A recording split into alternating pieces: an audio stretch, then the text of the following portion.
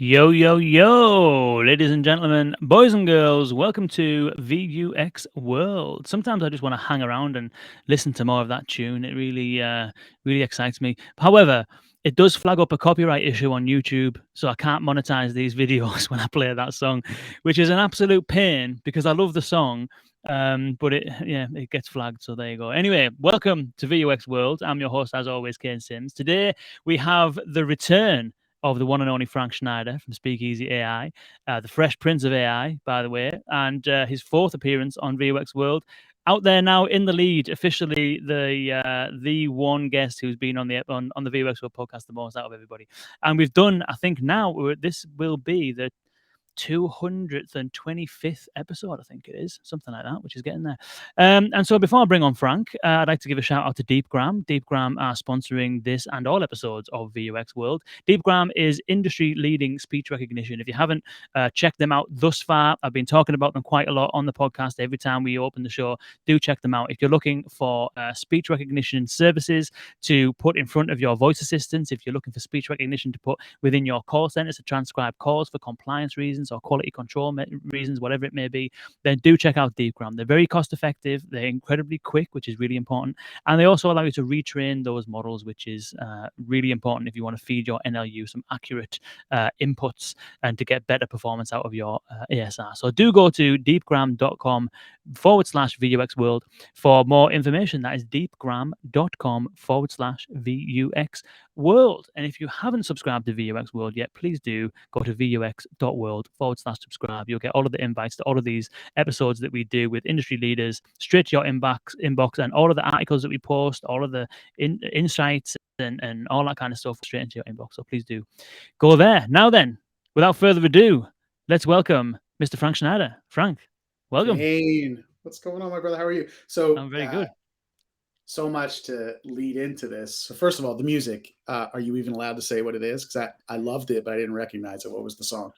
It is Diana Ross and the Supremes, Miracles. Really? That's the beginning of Miracles? Wow. It's not the beginning of Miracles. That is a song that I created sampling Miracles when I was about 20 years old. So that is one of my beats, Frank. There you go. Wow. Yeah. So however, the sample from Diana Ross flags all the time. That's incredible. So when I launch my album, or when I sort of start laying down some tracks, besides DJ Premier, I need to get you into the studio. Essentially, 100%. Yeah, as evidenced by the front there.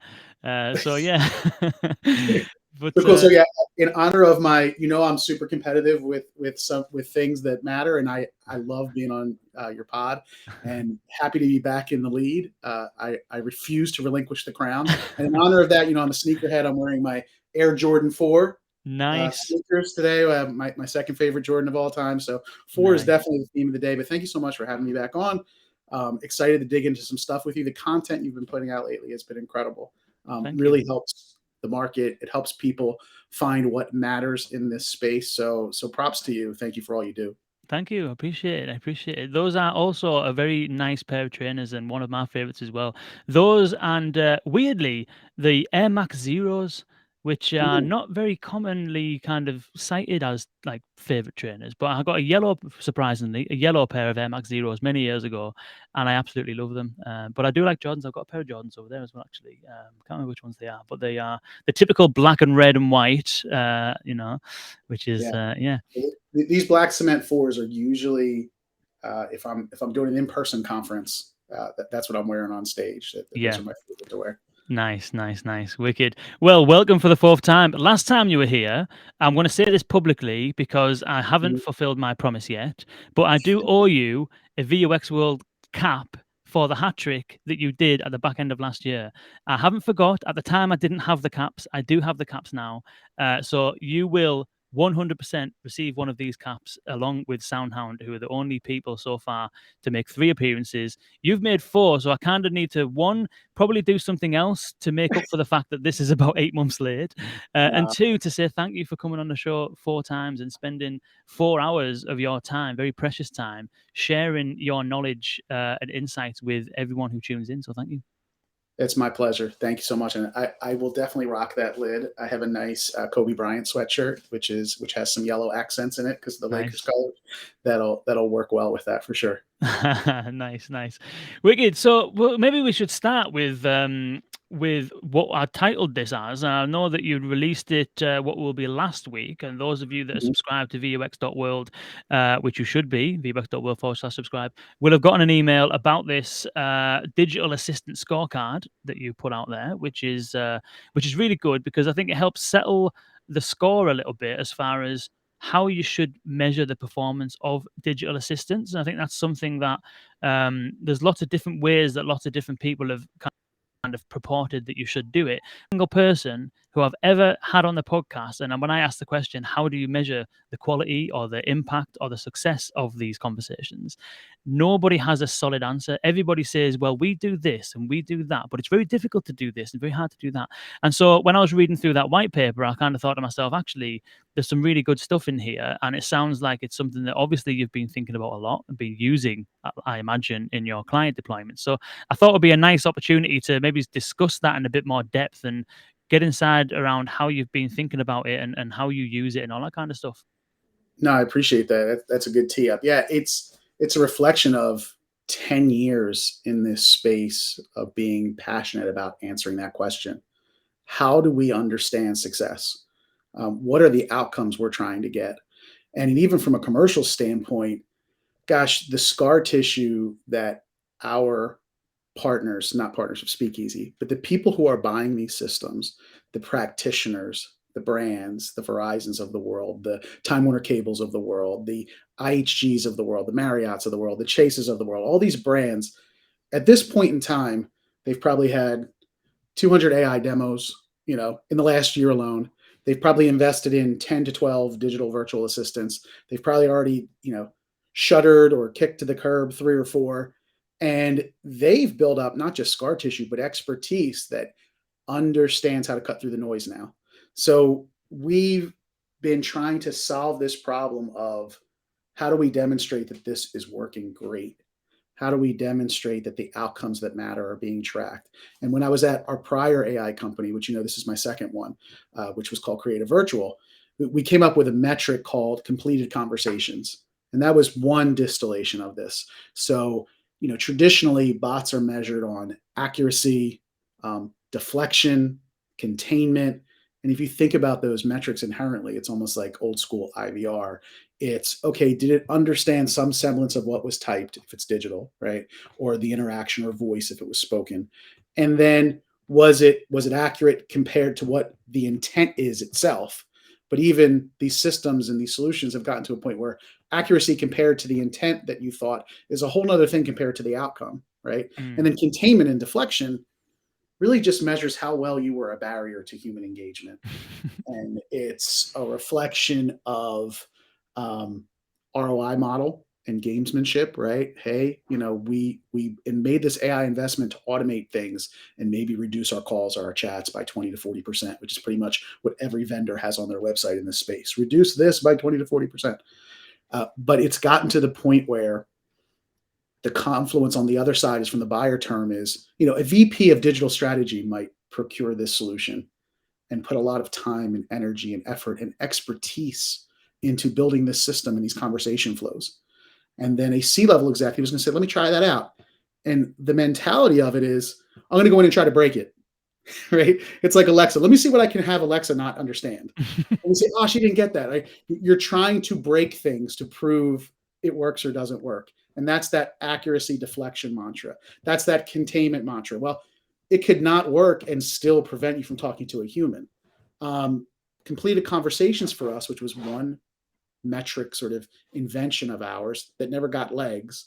And a lot of vendors in this space try to invent metrics and say, this is the new hot thing. Mm. X score is dead. Y is now the hot metric. And completed conversations for us back at Creative Virtual meant you engage with the virtual agent. It was the intent was recognized. You had a back and forth. I think we actually said how many back and forths, so 2 or 3 back and forths. And then the outcome was the outcome you had planned for, and they didn't escalate to a human. But sometimes there's collection of data and then escalation to a human, right? So you even Mm. need to involve more than that. So where we got to, long-winded way to get there, you can see it's 10 years of this that we've been dealing with, was the tenets of great customer care, the tenets of great digital engagement for sales. If you think about like sales live chat or messaging or assisted buying or what we call digital concierge, all of the tenets and best practices of this are the same principles that you would use with a human. And if your technology partner and provider, and more importantly, the investment the brands have made in giving APIs for content rich experiences, agent expertise for good conversation building and conversation flow modeling, tuning related to language models. When you get to a point where you really want to measure this, where the rubber meets the road, it's this scorecard that we've created where it's talking about virtual assistant behaviors and interactions with guests or customers that mirror human scorecards. So it's not reinventing the wheel necessarily. It's sort of validation that, hey, it's time to move beyond accuracy, containment, deflection.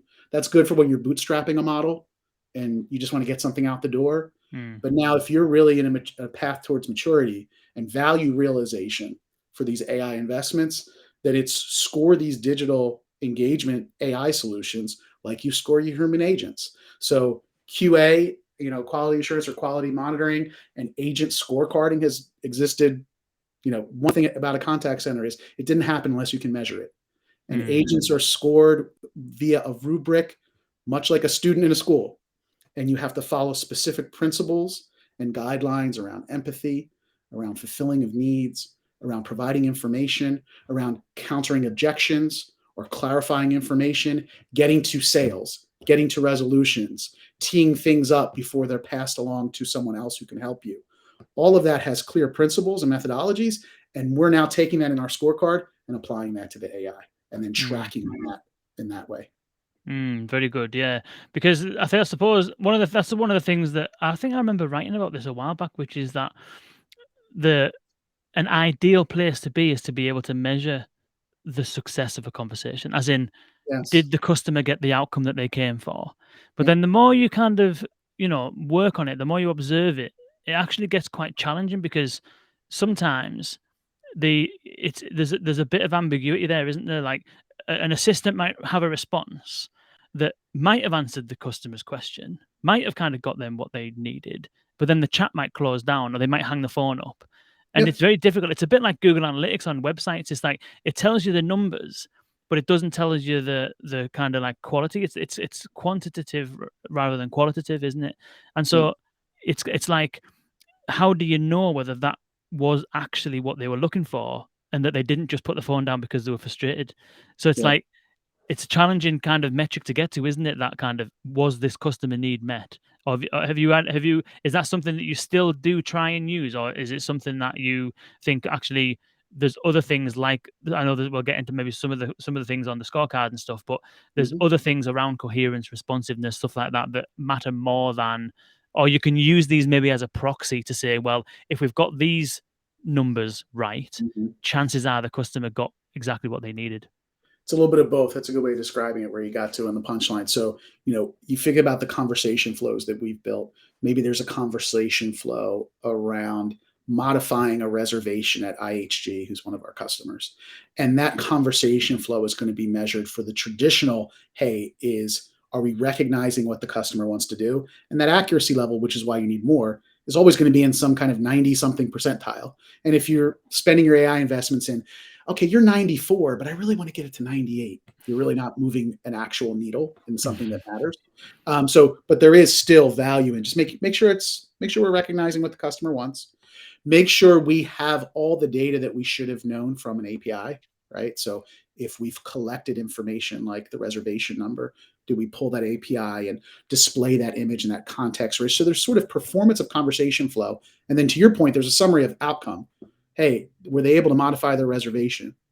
And maybe the answer is no, but the answer is no, not because of the performance of the flow, but it's because it was a group reservation related to a block of 10 rooms for a wedding. And that was not able to be digitally self-served. And they wanted a sales representative to speak to that customer live. Maybe we even channel switched. Maybe we asked for the phone number and called them proactively and said, here's the person. And we teed up all that information and the interactions with the virtual assistant or the digital concierge before that call occurred. So sometimes when you talk about, okay, so the outcome maybe was good or bad, right? It's not always that simple, but was the issue resolved? So to your point, before you got to that punchline, that's exactly what we're trying to do. We know customers are trying to sign up for, enroll, buy things. Then they're trying to enjoy them, use them. Then they're trying to change them, modify them. Then they're trying to report trouble or fix something. And then they're trying to pay, check on a status of a payment, and then they're trying to cancel or leave. And that's pretty much the world. There's not a lot of use cases out of that. And that's why I know we're going to talk about templates later. I'll kind of get on my soapbox about that. But now within that, for example, you have to verify. I'll use IHG again. There's a lot of elements around verification that aren't necessarily just security. It's regarding white glove approach. So if I am a platinum ambassador, just by nature, that sounds really fancy, right? Or I'm Aspire Elite. Oh, now I'm really at a high level. The way you recognize me and the way you acknowledge my status, and people that are really into points, yeah, acknowledge my status and give me some stuff and make my stay really, really posh and lovely. Even in the digital concierge, you want that recognition to occur. So, hey, Kane, we pull that API. Kane, thanks for being Aspire Elite. Oh, and maybe even, by the way, we noticed you were searching on the Holiday Inn Aruba. You can get a room with points. That's how much points you have booked up, and maybe a late checkout too. All of these kinds of things are now qualitative, where did the virtual assistant acknowledge the customer status? Did the virtual assistant value the customer? Did the digital concierge express knowledge not just of the customer, but like you would with a human agent, expertise on the brand that you're serving? So if it's someone coming to Verizon and asking about an iPhone, do you display product expertise? Not did you understand they want to talk about the iPhone? Well, okay, great. Now, what are you going to do with that? Hey, do you have an iPhone? Yes, and here's some pictures of it. That's great, but maybe there's some additional elements. And I know we're also going to talk about language models down the line and some of the new stuff that's coming out. But what if I said something like, yeah, but does the iPhone 12 have the new fancy camera that came out on recent editions? Actually, here's the camera details on the iPhone 12, but I could recommend this instead. All of that stuff is beyond the veneer of accuracy. It's really about the things that the customer is trying to contextually engage about, and is the virtual assistant displaying knowledge of your brand and adherence, for lack of a better term, to the good best practices that make your human agents awesome. All those engagements, all those back and forths, whether it's 20 back and forths or a conversation with lots of inputs or a quick one, is all of that memorialized and collected in a way that hasn't been wasted time. And we're super vigilant about that. Now that you've collected all that, human escalation is going to happen. And the idea that it only happens when things are broken is folly. Sometimes it happens because it's the logical continuation of this engagement. And now you want to make sure metrics like average handle time when it gets over to the human agent and first call resolution or first contact resolution are the things you're driving. What can you do to make the agent's job easier before you even get to agent assist technology, which I know you had Balton earlier today, and we also provide agent assist. Before you even get there, the digital concierge is really a triage agent that should be doing a lot and making sure whatever engagement you had with it can carry on to the human. How do you go about? So, is the aim of this for Speakeasy to be able to monitor essentially against the client's agents and compare? And then compare essentially how the virtual or digital assistant is performing versus the live agents on an ongoing basis? Or is the aim of it to act as almost like a an audit for an existing solution? Like, for example, I suppose it might be both, but is it for existing Speakeasy customers where you're going to be using this to help them understand how their assistant is performing versus their staff, or is it a way of helping prospective clients understand how their current level of performance with their current assistants is, as a way of being able to audit it and obviously recommend ways to improve it and stuff like that? All of the above in this way. You did a great job of sort of teasing that out, and this is why we would hire you to be on our marketing team. So for existing clients, it's answering the questions to the bosses and the teammates that how do we know this works? How do we know this works beyond accuracy and outcome tracking? Is it working in the way that represents our brand properly? Brand vigilance is a thing with our customers, Mm, and anything that's out there and is a customer facing tool needs to represent that brand appropriately. And then in a lot of ways, the people who work on this kit, um, they're not trying to replace human agents. They're trying to optimize the interactions for the customers and the guests. And it's incredibly invigorating and validating of their efforts when mm, our partners on the client side who are helping us collaborate and partner on conversation flows, on trying to solve issues for their customers, when they see the scorecard perform well, they feel really proud because there is a human who hasn't done all the AI, but has done work to make sure that this tuning was optimum. So for existing clients, there's a lot of that value realization for the bosses, brand vigilance, understanding that the brand is being taken care of appropriately by this tool, and then validation and sort of a momentum boost for the people who are working in the kit.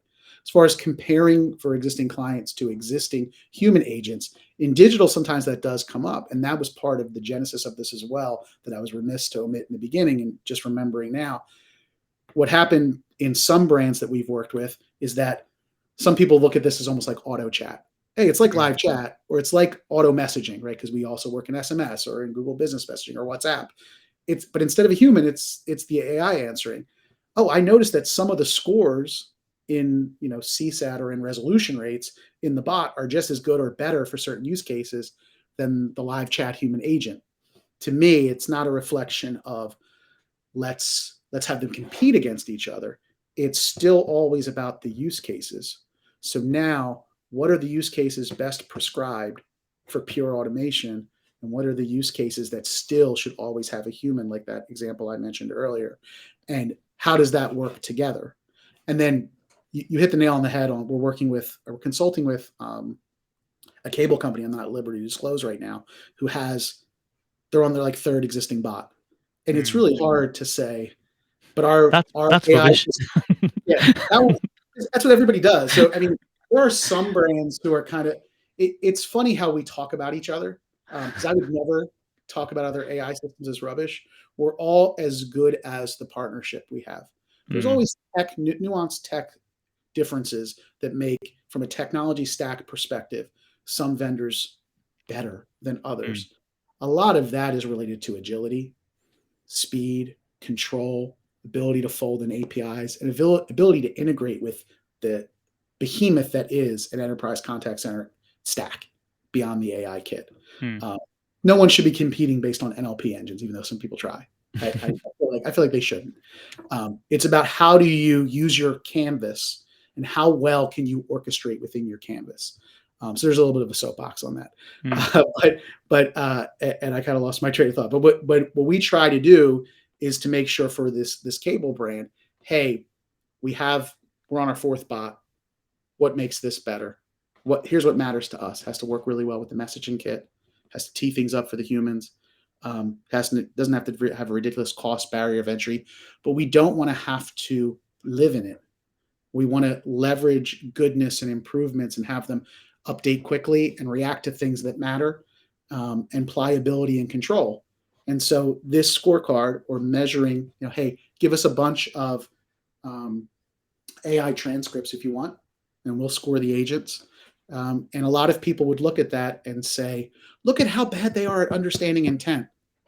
What I think we know, because we've done a lot of enterprise deployments, that if you beat up a competitive vendor based on intents, you might also be beating up the buyer, because those intents, the library that was chosen, the deployment methodology, the conversation flows that were created are not just a technical representation, they're a representation of that partnership again.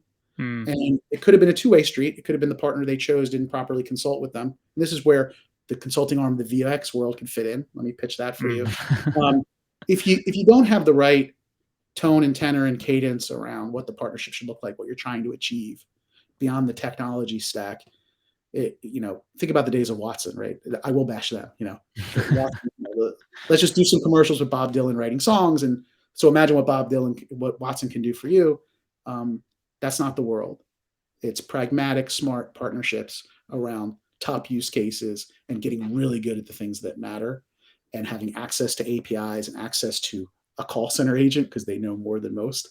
And that partnership. So when you say, look, your existing bot vendor could only handle 50 of these intents. And again, I'll tease the template line of thought. We threw our 75 cable intents at it, and it only understood 61, or it only understood 21. Well, that's not really a representation. Again, I'm going to stick up for people I'm competing with, of their technology. It's a representation of design process and what we actually were trying to achieve. The chances are that it's a reflection of, well, they only had 4 alternates and we had 200 alternates. That's not what it's probably a reflection of. But we still talk about each other. I try to avoid it in this space in terms that hurt ourselves. I think we're afraid to break barriers and do things like this scorecard. So we're vigilant about trying to change this, because if we're all just still wandering around through what Gartner would call the AI winter, or whatever they're going to call it next time there's a deluge. We always sell an AI winter, so go for it. That's not AI winter if we're all bumping around like we're in the Upside Down and Stranger Things and blindly touching things and saying 40% deflection, 90% accuracy. Our NLU is better. If that's all we're doing, I'm mad at the market. That's not what the tech has gotten way better. The tech has gotten way better. But also let's call it tribal knowledge of what it takes to get these systems to work has advanced greatly. And I think that's what makes it harder for, there's a new chatbot company every other week. There's a new AI company every other week. They might have some slick tech, but they might not have that tribal knowledge yet. And that is invaluable. And that's so important, so that we think we've built a system, our platform, that allows you to, that is aware of a lot of that industry tribal knowledge, because we've been in the space through a couple of companies and we've played with a lot of other kits. And also we share that scar tissue, and we're just as frustrated as our folks. When we get on a sales demo, we're often like, we know you need another AI presentation like a hole in the head, but we're going to talk to you about what we think matters, and we hope it matters for you. What matters to you? Start with that, because everyone comes to it. No one is a total novice, not in the enterprise, to these systems anymore. To sell, to market, to bash each other like we used to, or like they used to. I'll exclude myself from that. It's not helping anyone. It's not helping anyone. If we had there's a lot of boards which I'm very interested in sort of ethical AI and bias in AI, and there's a lot of that because they're thinking about sort of the inherent biases that are in AI, and I feel like that has a strong groundswell led by people like LivePerson that I'm keen on, and it's very cool. But there isn't sort of like a NATO or a United Nations of, hey, we're all conversational AI vendors. No one has won the market, let's be honest. And there's sort of tenets of things that we can share with each other to take the industry forward at large. Not everyone's ready to create that lovely circle, but I am thinking that beyond trying to help our customers with things like this scorecard, a lot of our go-to-market messaging for the next year or so is we're trying to sort of zig where everyone's zagging. And it's not a marketing ploy.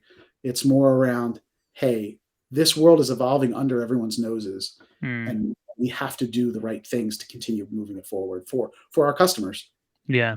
There's only so far you can get with bigger, faster, stronger, isn't there? It worked for BMW in the 60s and 70s, but then all of a sudden everyone understands that certain cars are bigger or better or faster or safer or whatever it might be. And so that kind of loses its appeal, doesn't it? You need to find a way of, if it is to the point which I think it is getting there, as you've alluded to, which is that from a platform and technology perspective, you providing you go with something that's not like, unscalable and dirt cheap and, Yeah, black boxy where you can't have any control. And providing you make a sensible enough decision with a technology provider that's definitely going to allow you to scale, going to allow you to, multiple channels, give you a degree of control over your NLU or your speech recognition, that kind of stuff. As long as you have something to grow into, yeah, then the technology, as you said, it's kind of good enough is good enough, isn't it? Especially for businesses. Me and you chatting yeah, can probably chat about, what can you do to get speech recognition accuracy from 95% to 96% and rattle on for exactly. an hour about that because it's interesting. Yeah, But for a business, they care about getting customers a resolution to their problems. And yes, if it works in 80% of the time, then fine, because the 20% is, if we minimize for certain use cases 80% of contact and introduce self-service through conversational AI for 80% of that use case, then we're happy because we can yeah, deal with the extra 20%. So I think you're right in your kind of observation of how the market from a technology perspective has matured. hmm, But actually, from a go to market and from a more importantly, not just a go to market, but from a client education perspective, like these hmm, webinars that we run, I mentioned when we chatted with Mark Bernstein before that in every one of these webinars, we'll run a poll, which is what is it that's stopping you or holding you back? And hmm, the most voted for thing is always education. We don't have enough education about this kind of stuff. We don't really know what yeah, we're doing.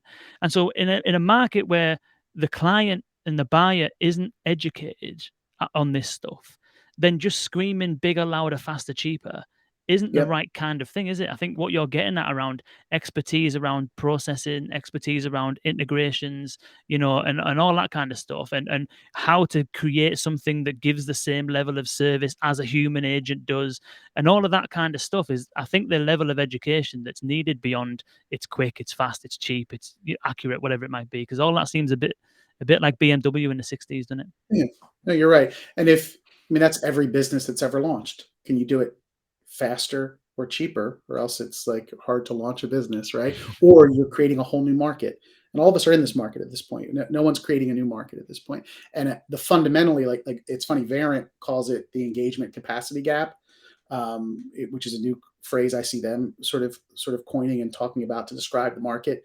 But it's the foundation of that is something that's always existed in the contact center space, which is like, hey, we got to figure out how to do more with less, right?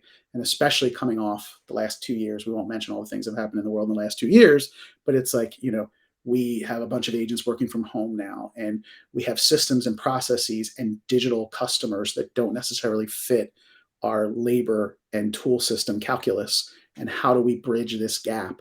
And to your point again, it's not just about the automation. So even in the 80/20 rule, we are at the point with our systems where we're like, okay, but what about the 20? Because if it's not escalating because you didn't understand the intent, but this is about getting a refund. And it's easy to just give the person the refund.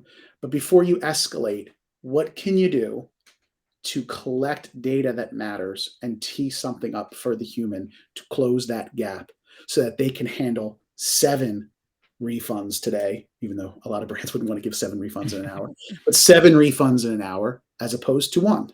Mm, Because those other folks who maybe didn't get to a human and maybe couldn't get what they resolved digitally, they don't fit in the 80/20, right? It's we knew what they wanted, we knew what could be done for them, and yet they weren't served. And that's what I mean about a partner. That's on the brand.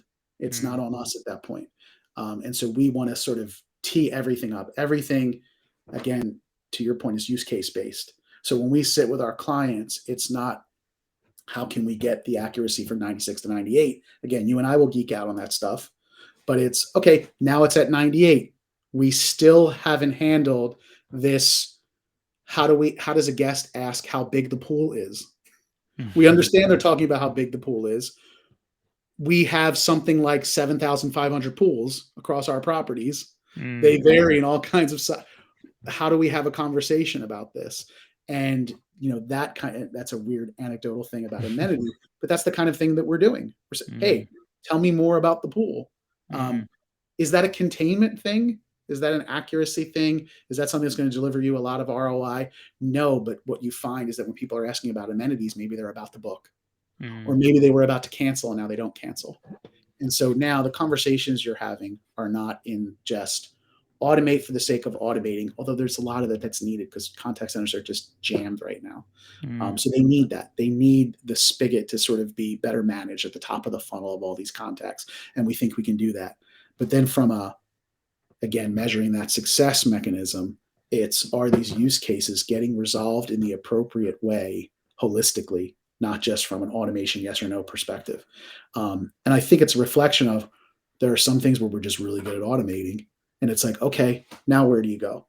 And I think a Mm. lot of AI vendors who have been in this space for a few years, I think they've run into walls where it's kind of like, all right, the roadmap has stopped, and there's a hard cold truth of when the roadmap stops, the funding might not be the same.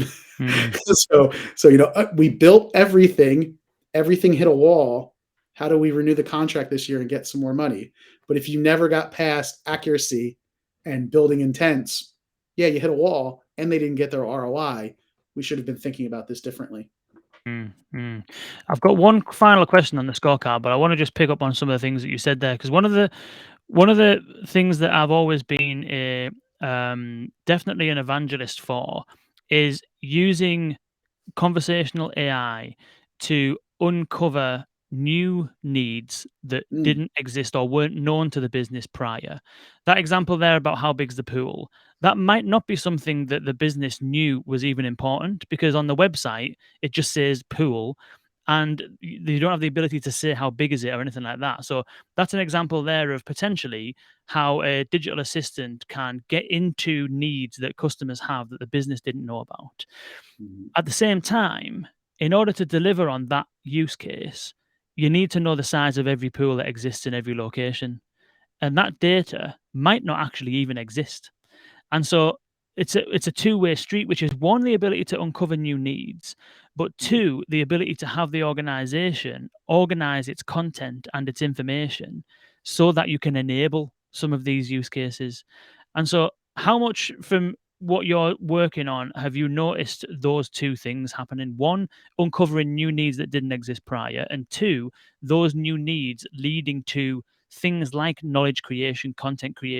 content organization, and bigger problems really that the business needs to solve in order to facilitate it. That's our world in a nutshell, right? Even from a you know practical methodology standpoint, when we deploy, you might remember from prior episodes and just us knowing each other is what we call a listening pilot or a listening Mm, engagement. A mm, lot of times we'll say plug us into your IVR, and we're going to listen to your guests or to your customers for 2 weeks or so, and we're just going to simply ask them, all right, we know they're calling about a problem, but before they get to a human, tell us what you're calling us about. And then we collect that data and try to stack rank those intents and things like that and do an analysis on that. That process never stops. So our iterative process beyond our listening phase is to always be collecting when something's unrecognized, separating the background noise or voice activity detection. Again, I'm in voice right now. Separating those, or separating sort of nonsensical typing from, hey, this is a new issue, and how do we categorize that? A lot of times, what that uncovering does, and a lot of times what we'll do is we'll do an analysis where we create an outlier mechanism that shows, well, this pool was mentioned 40 times, right? Because every one-off in the volumes that we do, since we're primarily in the 4 to 500, it's tough to say everything. But I remember when a company ago I consulted with Under Armour, oh and yeah. I remember that they were like, "We're releasing our new Cam Newton." They're not a customer of Speakeasy, but we're releasing our new Cam Newton ad on Monday night. We want you to track anytime someone mentions Cam Newton, who was a quarterback on the Panthers at the time. Mm, Those kinds of things we can get ahead of the curve even. So it's like, hey, we didn't build any content for this marketing promotion that's out there, or we built a few things, but let's be extra vigilant when any variation of this topic comes up, and let's flag that in a dashboard and look under the hood. Everything in our neural net, which we call nerve, is transactional actionable. So you can look at each line of input. But once that's flagged up, as far as content gap, a lot of times it's what we found in these Fortune 500 brands is, and thanks to the Apogees of the world and the Masteries of the world and all the people who made API ecosystems so robust and easy to create and poll, it's really all about the APIs. And so, to your point on the pool, let's stick on the pool example.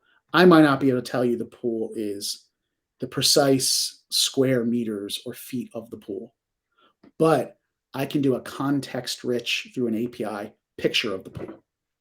Here is a picture of the pool at the Holiday Inn Aruba.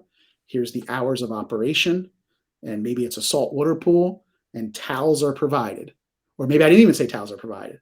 And you see the picture of the pool, and that should be, representative of, okay, I don't need to know the exact, but maybe it's depth. What's the depth? It only, and it says in the API, it only goes up to 5 feet. So you'd be surprised how much data is there in a backend library that maybe won't be precisely answering that question, but will give the information that solves the sort of overall context of what they're trying to solve for, which is, I want to understand what the pool's like.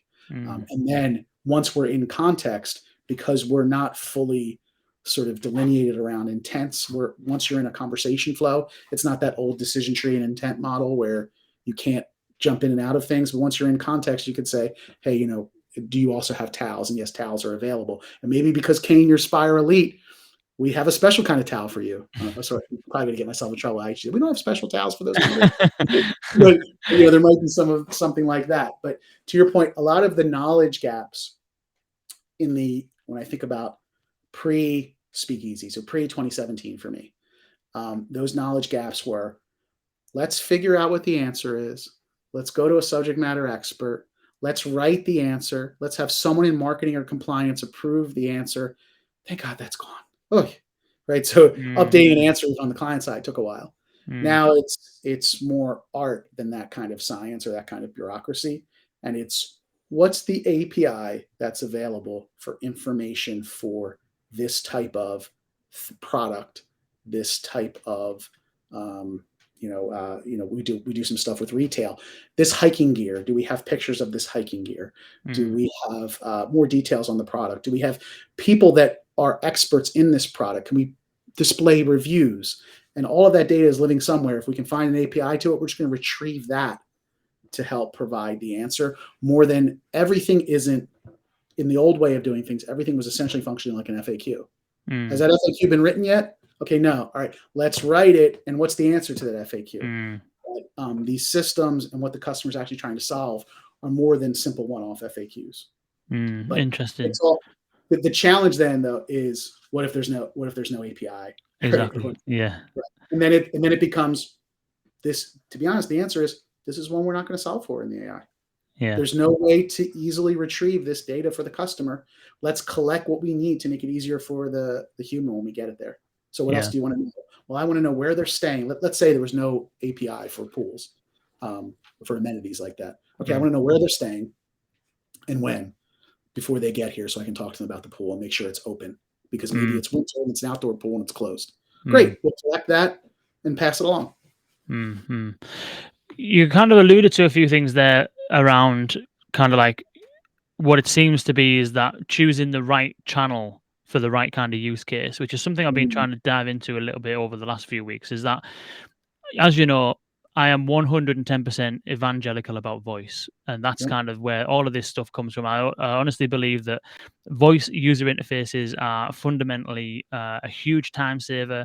Although they're very complex, I think that the whole notion of ambient computing is going to happen to us at some point in time, and that voice interfaces are going to be absolutely huge. However, the more that you dig, and I haven't seen, to be honest, that many deployed use cases that take advantage of this kind of stuff, multi-channel, omni-channel, channel switching, that kind of stuff.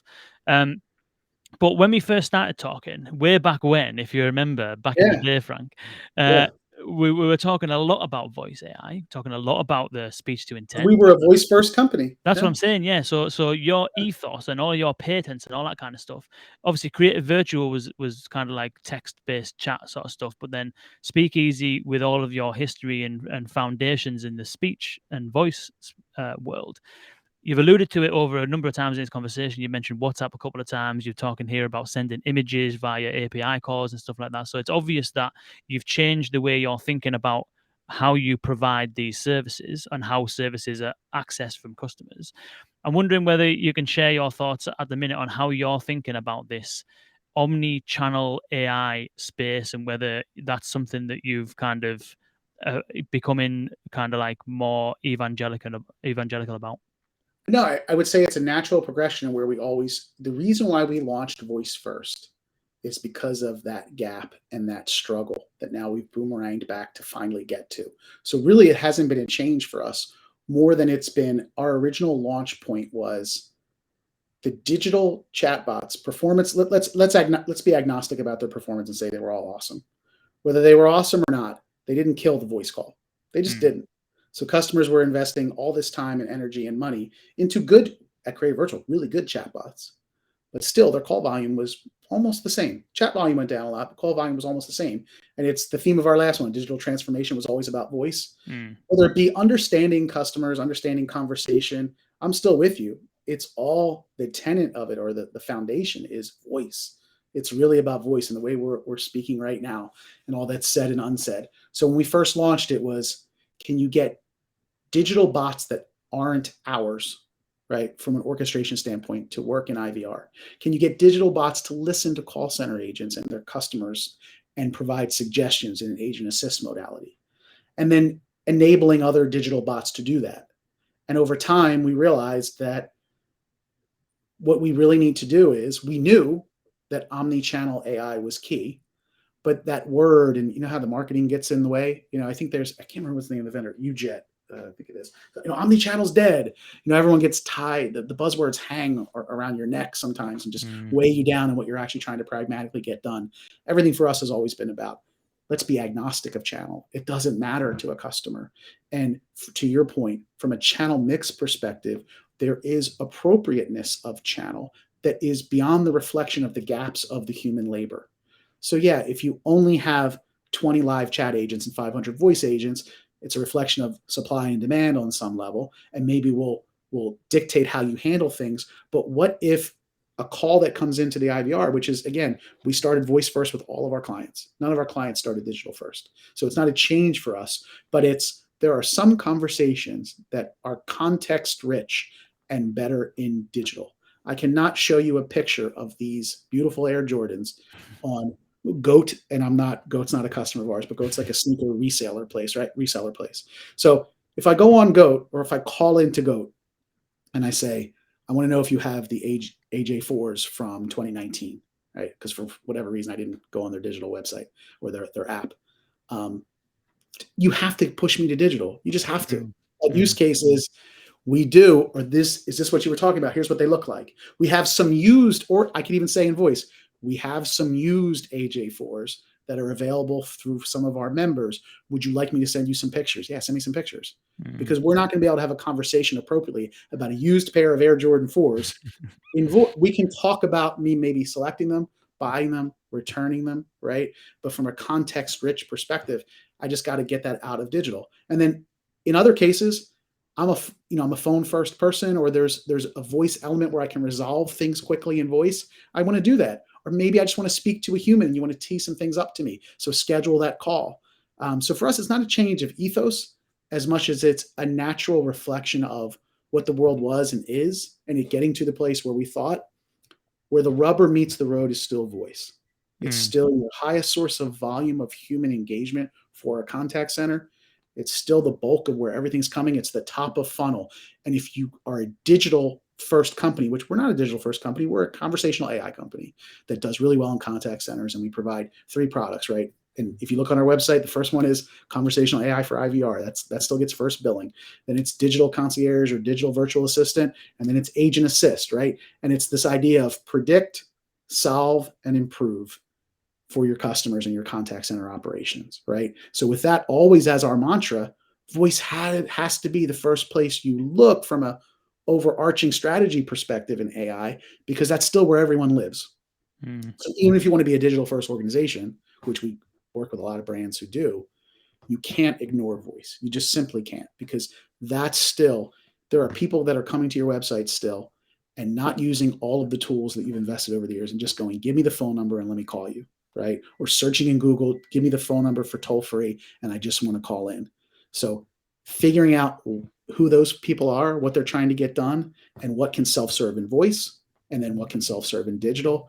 But more importantly, again, to use that word maturity, when you are getting along sort of a path of true maturity in your conversational AI investments, it becomes, how do we set the mix appropriately for these use cases? Because some just should be in messaging. It's just easier to tell. It's asynchronous by nature, might have some images. Let's move it there. It just doesn't belong in voice. Interesting. That's very good. Conscious of time, I want to get into the little bit of a what would you call it? Would you call it a game? Is it a Yes, game? I'll yes, call I'm it a excited. game. Start Yeah. subsit. Yeah, Yes. yeah, start subsit. So you know what start subsit is, and the US listeners may know what start subsit is. I'd never heard of start subsit, so we've called it speak, listen, hang up, which is so if I'm going to reel out some ideas, some things, some customer experience, I suppose you can call them features, some qualities of conversational AI solutions, and you can respond with speak, as in, yeah, I'd speak to that. That's good. I'd definitely recommend you do that. Listen, as in, okay, I'll listen to it. Maybe I'll try it. I'll dabble with it, but I'm not convinced. Or hang up. You would put the phone down because it's not happening. Yeah. I'm with it. I love All it. right. Yes. Let's Okay. go. Cool. So first of all, we're going to start with um, DTMF IVRs. I'm done. It's an ultimate hang up. No offense to anyone out there.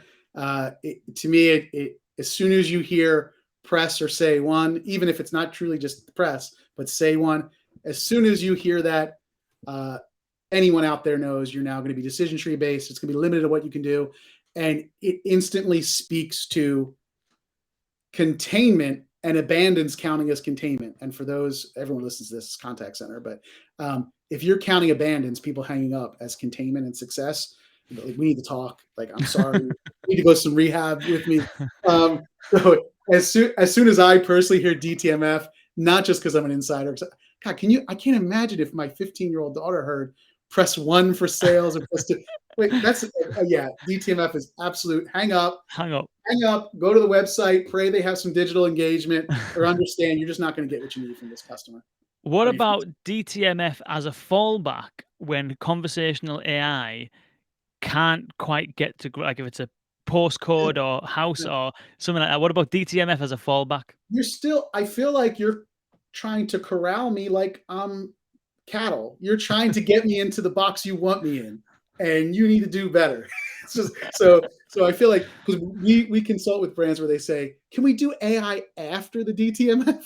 So after they say serve it, after they press 3 for service, can you then say why you're calling them? So, yeah, we can do that in a listening pilot, so we can figure out how we're going to eventually sweep out the DTMF.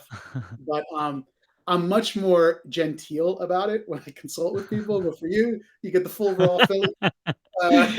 Yeah. DTMF, there's just no way. I'm just done. It's over. It's over. So Stop it.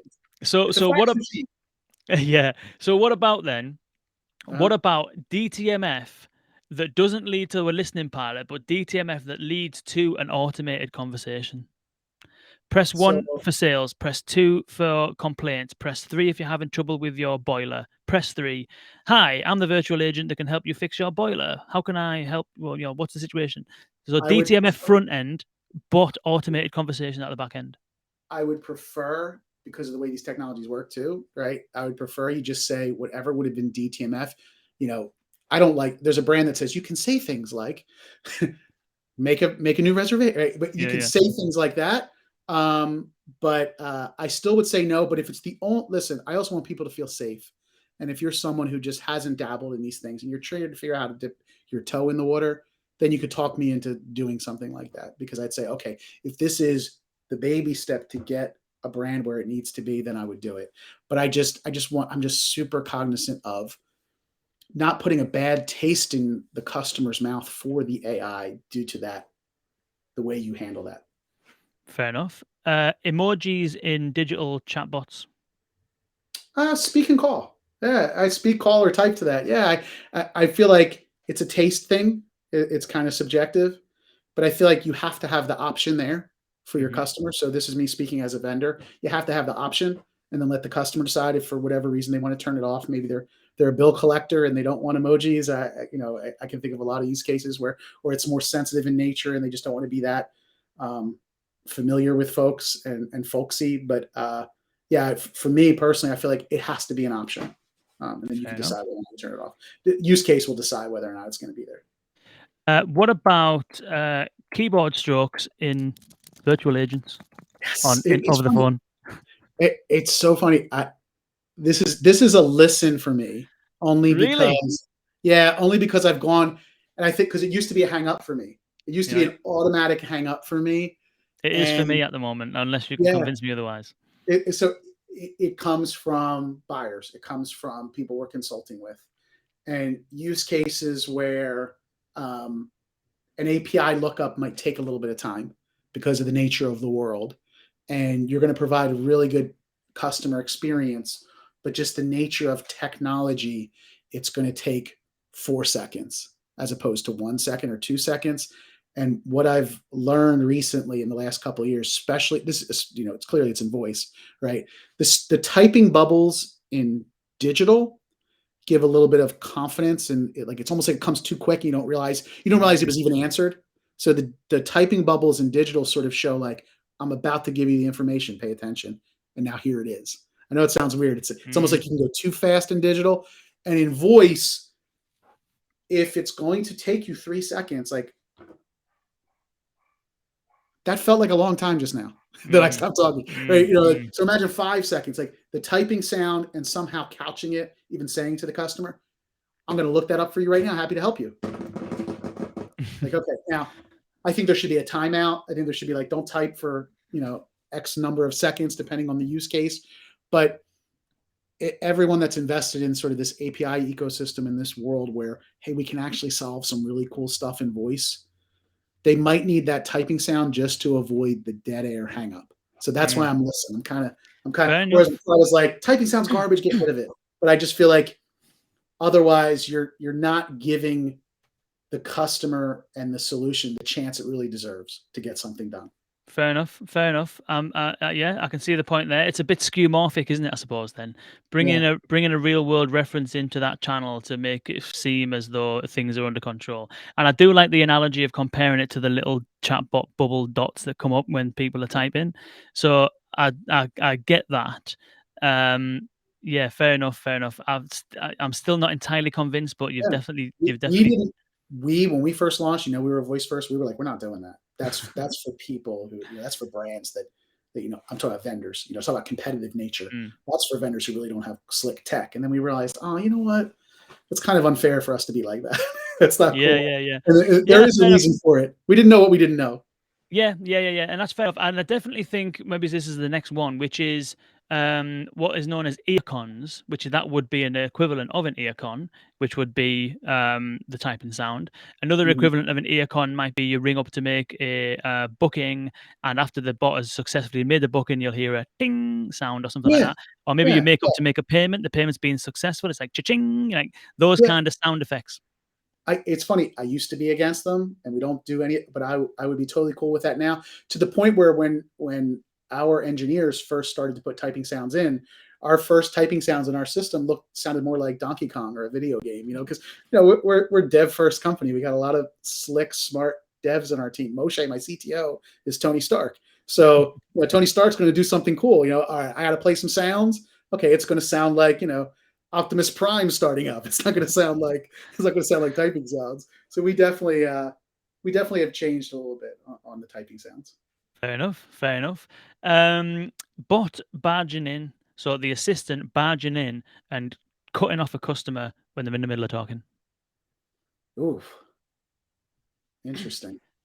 Like they're in the middle of saying something. It's like, oh, I was on holiday. I've lost my credit card. I think it was. Oh, it's okay. You've lost your credit card. Okay, well, let me help you with that then. Yeah, it's funny. I've never been asked that before because we usually get asked in the opposite direction. That was my next question. The customer barge in to the bot utterance, and I think for that it depends on the use case. So the customer barging in, because I hate to make everything depends on the use case, but there are some things where for compliancy reasons or just for accuracy purpose of trying to get the customer what they want to do, we don't allow barge in. But then other things, because we know the answer is kind of verbose and we kind of intuitively know what the next question probably is, we allow customer barge in the other direction, bot barge in. I have to say for right now, because I don't have a use case for it, I understand what you're saying. It sounds like you're almost describing multi-intent or, or too that, verbose in utterance. yeah, I've understood it. I've heard enough. I think I've got it. I'll just cut you off and I'll just deal with it. Here's why I will say hang up for now until I hear a slick use case for it, and I'll give super under the hood. It doesn't, a lot of these things cost money beyond the functionality, and from a customer experience perspective, um, I'd need to be convinced that the barging in of the customer talking was worth it, because there's no cost justification for it. It's not like that conversation became cheaper for the AI vendor to provide it. Um, so at scale, you just have to really convince me, because the customer might not have even heard the beginning of it, depending on the cadence of that. You'd almost want to then think about, how would a human agent interrupt someone? Maybe the human agents are coached, I wonder, to never interrupt. And if the human agent is coached to never interrupt, but the bot is going to, well, then maybe there almost needs to be a preemptive, do you mind if I interrupt you? And then it's like, well, what are we even doing at that point? So I feel like for now I'm hang up, but it's intriguing to me because I've never been asked it before. I'm not like, definitely hang up. I'm like, hang up. Someone show me something cool with it. And if somebody shows me something cool with it, I could change my feeling on it. Fair enough. I probably agree with that. I think it can be perceived potentially as a bit rude, especially from an AI agent as well. It's like, people when they're talking and they're really heated in the conversation might cut each other off and that, but it's not being rude. It's like engaging and excited. Whereas an assistant cutting people off, I think could be a bit rude. What about branded voices, customized voices? Necessity. That's a speak. That's a necessity. It's part of our platform. Um, it's one of the only pieces of our platform that we don't have ourselves. We don't have a voice synthesizer. And the reason why we don't have a voice synthesizer, and we either use like a white label, it could be Google, it could be Lex, it could be whatever you want it to be, or more often the customer says, we have recorded voice talent. We've recorded a bunch of things that sound like, I'll keep using Time Warner Cable because they don't exist anymore. They sound exactly like Time Warner Cable. This is the voice of Time Warner Cable. When this intent gets recognized and this conversation flow gets engaged, for each prompt, play these audio files. So in our kit, we actually have drag and drop, sort of upload the audio file. We tag it to that part of the conversation flow, reuse it for other conversation flows, and we let brands manage that, because in the enterprise, branded voice is essential. And then if people don't care, we say, okay, here's a few synthesizers we use. It's always subjective. It's always a matter of taste and preference, let alone before you get into bias, male, female, which accent you use. There's so much going into it that we kind of go, whatever you'd like, we will consult with you. To me, it matters what you're trying to get done more than what the voice is. But the voice should be whatever, it's in the eye of the beholder. It should be whatever the brand wants it to be. And if your stack doesn't allow for that, you're missing the boat in voice, because and it also almost is better for the vendor. That's why I have a hard time when people, I will bash competitors. There are some competitors who get into voice and are kind of like, we sound just like a human.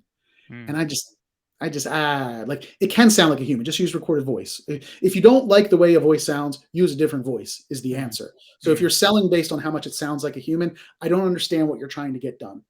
Because if you're just trying to emulate human speech patterns or human cadence or my Philadelphia accent, are you really doing anything to move the needle on things that matter? Because I don't think that's the issue at hand for conversational AI systems, is make it sound like a human. Is it comforting when it sounds like a human? Sure, I guess.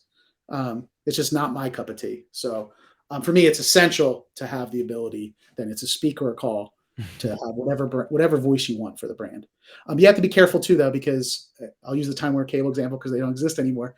I remember they had Bill Cower as their branded voice at one point. So they recorded a bunch of IVR prompts from this football coach, American football. And so people were calling in and like yelling about him because he was in their commercials. So you also got to be careful, if your brand ambassador in your commercials becomes your brand voice, there might be some interesting dialogue going on. Yeah, and some interesting expense as well Oh, to maintain that. Okay, last one then. What about small talk? small talk. I've definitely gone back and forth on this one over the years. at our prior company, we had a small talk module. We have a small talk module that we sort of can enable if people force us. I think small talk that is great, wise choice. Oh, you're picking the iPhone 7? Great, wise choice. Affirmation around the niceties of human conversation is great. I am not interested in developing a lot of modules around what's the weather like where you are and trying to do the hey, let's be cute about where the bot lives in cyberspace, and it's Mm. always sunny where I'm at because I'm a bot, and there's a lot of that out there, and I just feel like if you make me do it, I'll do it. That's why I think I said listen, right? Not hang up. Yeah. If you make us do it, we'll do it. I don't think it provides a ton of value. Where I think small talk has evolved is all of those things around expressing empathy, expressing validation for choices in a sales flow, expressing empathy for concern or issues in a customer care flow. Gosh, people need to. This is going to sound super extreme, but if someone is calling a cable company to cancel a bill and it might sound, this is super extreme, so I almost, but it popped into my head and say, the reason why I'm canceling, one of the use cases for these call center agents is someone died. Like Mm. someone died and the account shouldn't exist anymore. And if the person says something like, it's a deceased person that I'm canceling the account for, if you can't escalate to a human, right, it's a weird thing. You're not going to provide grief counseling, but just a simple, my condolences for deceased accounts. Here is our policy. Mm. That's an example of small talk. I mean, it wasn't a lot. It's not going to make that person's day, but I think it's appropriate. Mm. And so I think that having empathy for the customer care use case, or maybe you say into the phone, "I've called 6 times today. I'm sorry that it's been rough today for you, but we're going to try to get you resolved on this call." Mm. Things like that are sort of small talk. That Mm. as the systems evolve, what we've seen in our deployments is validation on selections. I think that's easy to do and it's nice, right? So, hey, I think I would like to book that room.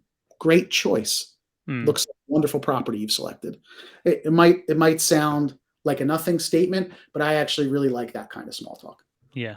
Yeah. Nice. Nice. Wicked.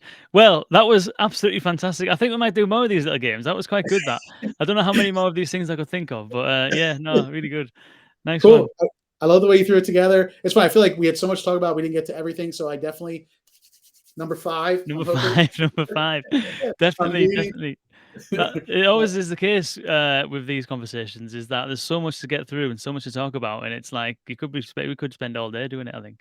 Awesome. But no, I think we got through a lot though. Definitely got through a lot. I will put the links to the digital assistant scorecard in the show notes here. I'm assuming if people go to speakeasyai.com, they'll be able to find it there as Absolutely. well as other things. If they want to have a demo or check out Speakeasy. Yeah, please do that. And yeah, Frank, it's been an absolute pleasure. Thank you so much.